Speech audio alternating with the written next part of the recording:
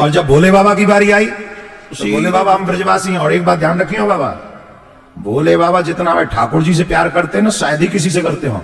गोपी बन गए हमारे कन्हैया के चक्कर में, इतना प्यार करे गोपी बन गए।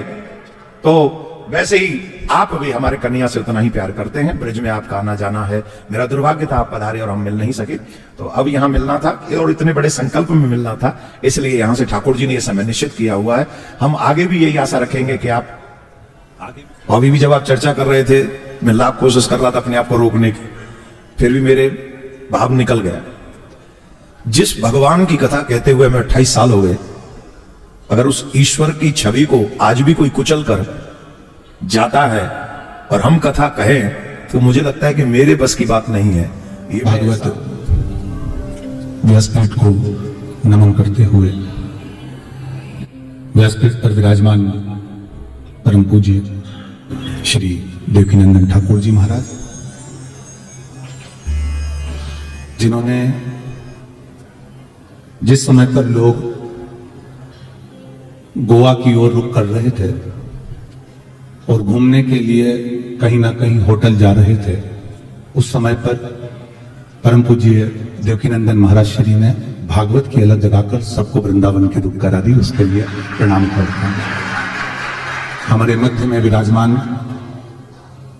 हमको आशीष देने वाले, बड़े वात्सल्यता से, जैसे कहते हैं गीता का कोई रूप हो सकता है, तो श्री गीता मनीषी स्वामी श्री ज्ञानानंद जी महाराज, जो गीता का ही एक रूप है, जिनकी वाणी और गीता के शब्द ऐसा लगता है जैसे माँ की गोद है, जिसमें बैठकर हमें बहुत कुछ प्राप्त हो सकता है। तो ऐसे परम पूज्य स्वामी श्री ज्ञानानंद जी महाराज जी गीता मनीषी, जिनका सुंदर आशीर्वाद आप और हमको अभी मिला।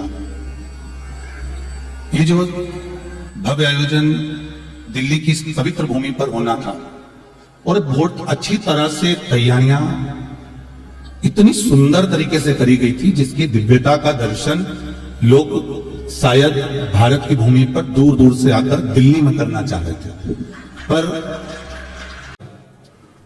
वाणी को, अपने भीतर के जज्बात को, अपने भीतर के जज्बे को और अपने भीतर की कर्मशैली को आप कम नहीं कर सकते। परम पूज्य देवकीनंदन महाराज श्री, जिन्होंने, अभी हमने कहा कि बच्चे, नवयुवक बेटा बेटी गोवा जा रहे थे, नवयुवक बेटा बेटी कहीं ना कहीं जा रहे थे, और उस समय पर जब भागवत की जरूरत थी, उस समय पर जब श्रीमद् भागवत की जरूरत थी, तब ये वृंदावन के लाल, तब ये ब्रज की भूमि से निकलकर बाहर आए और उन्होंने कहा कि भागवत को कुछ नई तरह से जनमानस में पहुंचाया जाए, जिससे जनमानस के जो रुख नवयुवक टीम गोवा की, शिमला की घूमने के लिए विदेश की कर रही है, वो घूमकर वापस वृंदावन आए, और वो इनका जो संकल्प था वो पूरा भी हुआ। और आज जो संकल्प लेकर ये व्यासपीठ पर बैठे हुए हैं, जो संकल्प इनका वृंदावन में सारे भक्तों को लाकर ब्रजभूमि में छोड़ने का था, वो संकल्प तो इनका सफल हुआ ही, पर आज फिर एक और संकल्प लेकर बैठे हैं। वो संकल्प है भगवान कृष्ण की जन्मभूमि को विधर्मियों से मुक्त कराना, और वो होगा जब होटलें खाली हो गई और तीर्थ भरा गए, तो ये पक्का है कि जो विधर्मी हैं वो भी ब्रज छोड़कर, जैसे अवध छोड़कर भागे हैं, वो ब्रज छोड़कर भी भागेंगे। ये निश्चितता है, ये पक्का है। थोड़ा समय लग जाएगा, अभी अभी भले पंडाल आप छोटा करवा सकते हो, लोगों को आने से रोक सकते हो, पर मेरे भगवान कृष्ण की जन्मभूमि अब शीघ्र बनेगी और निश्चित उसी जगह पर बनेगी। और जो जो मूर्तियां मुगलों ने खंडित करी है, जैसा कि परम पूज्य देवकीनंदन महाराज श्री ने हमको बताया, उनके माध्यम से कई लोगों को ज्ञात नहीं था, कई लोगों को इस जन्मभूमि के मूर्तियों के बारे में भी ज्ञात नहीं था। जो उन्होंने बताया कि उन मूर्तियों को ले जाकर तोड़कर मुगलों ने आगरा के कई स्थानों पर उसको लगा दिया तोड़ कर। तो ये जो बताया गया और बहुत अच्छी आपकी जानकारी जनमानस में पहुंची, और आज जैसे अवध के लिए लोग सामने आए थे, वैसे ही आज भगवान कृष्ण की जन्मभूमि के लिए, उसकी मुक्ति के लिए लोग आगे आ रहे हैं। उसके लिए मैं बहुत बहुत साधुवाद देता हूं। और आपका जो संकल्प है वो संकल्प साधारण नहीं है। आपका जो संकल्प है, नवयुवक बेटा बेटियों के हाथ में मोबाइल तो रहता है, नवयुवक बेटा बेटियों के हाथ में गाड़ी की चाबी का छल्ला तो रहता है। वो संकल्प आपका कि उन्होंने परम पूज्य देवकीनंदन महाराज श्री ने जो बेटा बेटियों के हाथ में मोबाइल देखा, चाबी का छल्ला देखा, उसको देखकर इन्होंने विचार करा तो हाथ में माला और गले में कंठी क्यों नहीं आ सकती, वो भी एक ला कर दिया, वो भी एक जनमानस में ला कर दिया। इससे पहले लोग गले में माला लटकाकर या हाथ से मालाएं फेरते हुए चलते हुए नहीं दिखते थे, पर जो एक व्यवहारिकता में ला कर दिया है, कुछ अच्छा दिया। और अब भगवान कृष्ण की जन्मभूमि को मुक्त कराने का जो एक आंदोलन लेकर चले हैं, एक संकल्प लेकर चले हैं, ये निश्चित है इस व्यासपीठ से ये छोटी सी बात नहीं है, पंडाल की छोटी तनहा देखते हुए ये हम जरूर कहेंगे कि आगे चलकर ये विश्वास के साथ कहते हैं कि देवाधिदेव महादेव मेरे भूतेश्वर बाबा मेरे भगवान कृष्ण को उनकी जगह पर बिठा कर रहेंगे, ये निश्चितता है। और इस पवित्र संकल्प में जहां जहां हमारी जरूरत पड़े, इस शरीर की जरूरत पड़े, उस स्थान पर हम जरूर पहुंचेंगे।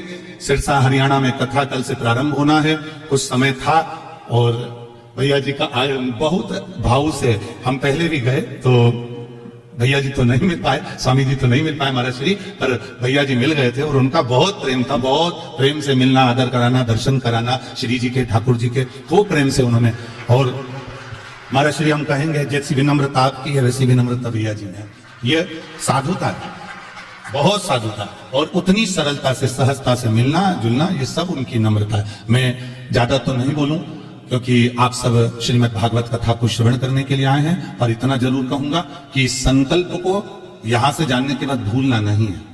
भूलोगे तो नहीं, इस संकल्प को भूलना नहीं है। जितने आस्था चैनल के श्रोता हैं, जितने फेसबुक यूट्यूब पर श्रवण कर रहे हैं और जितने सनातनी हैं, वो अपने भीतर एक बात अपने उतार कर रखना, जैसे राम जन्मभूमि कोई ऐसे ही नहीं मिल गई है कि आपने केवल जरा सा जय जय श्री राम कह दिया और राम जन्मभूमि मिल गई। ना जाने कितनों ने अपने प्राणों को त्यागा है, ना जाने कितनी बार कर्फ्यू में डंडे खाकर आए हैं, ना जाने कितने बार धक्के खाकर आए हैं, ना जाने कितनी बार ट्रेनों को रोका गया है, ना जाने कितनी बार बसों को रोका गया है।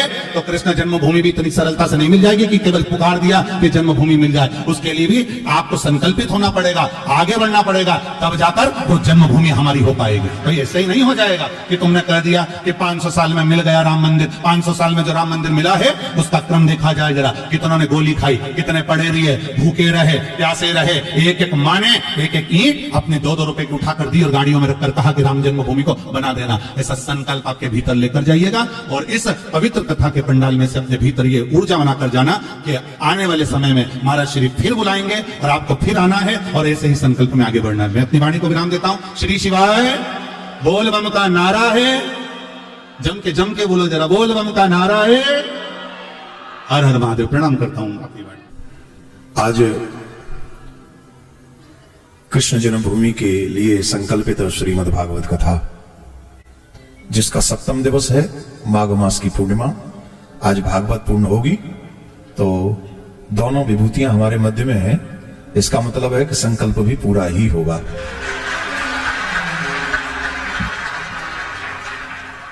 पूज्य महाराज श्री जब राम मंदिर के विषय में अभी आप बता रहे थे, पूज्य महाराज जी आपने बहुत बड़ी बड़ी बातें बताई, राम मंदिर के लिए बलिदान की बातें बताई। एक बात मैं आपको उसी में ऐड कर दूं कि राम मंदिर के निर्माण से पहले पूरी ट्रेन के डिब्बों को जला दिया गया था और कार सेवक उसमें जिंदा जला दिए गए थे। यह भी भारत का इतिहास मिटाया नहीं जा सकता, अभी भी हमें याद है। और आज से ये जो संकल्प, जिस समय मैंने ये पढ़ा था ना कि भगवान श्री कृष्ण के मंदिर को तोड़कर छवियों को जामा मस्जिद की सीढ़ियों में गाड़ा, उस समय मैं अकेले में बैठकर रोया था।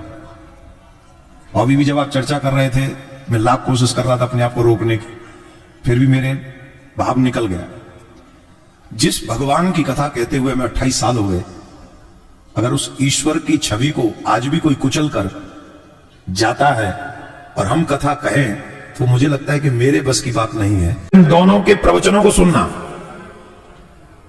एक वही भगवान श्री कृष्ण की तरह हमें गीता का ज्ञान दे रहे थे, जैसे अर्जुन को तैयार कर रहे थे कि खड़े हो जाओ, गांडीव उठाओ, समय होगा, अधिक देर तक बादल सूर्य को छिपा नहीं सकते।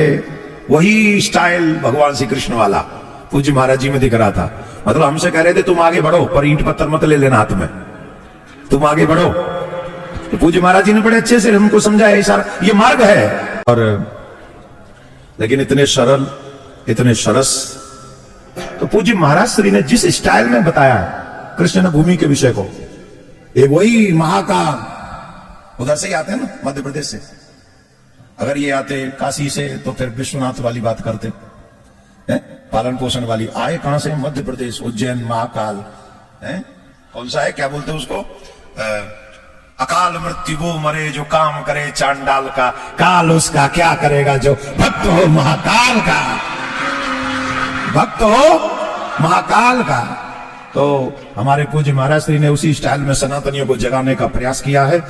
आप दोनों ने आके हमें यहां पहुंचकर भगवान के इस संकल्प में आपने जो सामर्थ्य हमको प्रदान किया है, हम उस सामर्थ्य को, आपके सहयोग को, आपके आशीर्वाद को यूं ही तब तक बनाए रखेंगे जब तक हम अयोध्या की तरह, मथुरा में भगवान श्री राम की तरह भगवान श्याम सुंदर के मंदिर को स्वतंत्र निर्माण नहीं करा लेंगे, तब तक ये लड़ाई जारी रहेगी। और हां, अपनी लड़ाई लड़ने का स्टाइल अलग है।